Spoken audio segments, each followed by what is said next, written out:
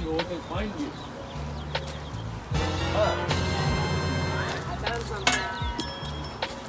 Damn. Oh, there's one more there. Okay.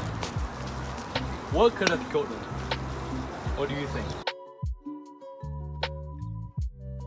After a medical examination on his body, it was found that 6 lacerations had pierced the man just left of his vertebral column.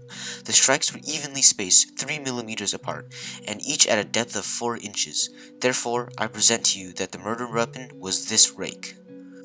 First of all, this shovel and pocket knife could not have made the incisions because of their size. The shovel is too big and the knife was too short. Also, these pieces of rebar, garbage.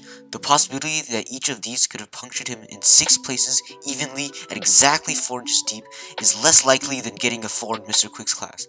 This rake is perfect to murder this man, with its perfectly spaced teeth 4 inches long. Let's go to the forensics team to see the cause of death. Thank you, Dr. Lee.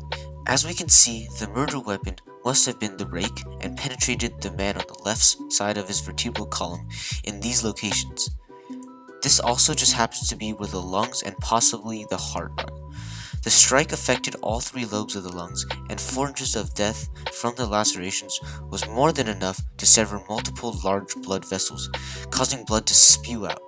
The lungs are packed with blood, and a puncture to this area could be fatal from loss of blood. This attack was definitely by surprise, from behind, because there's no wounds from a struggle.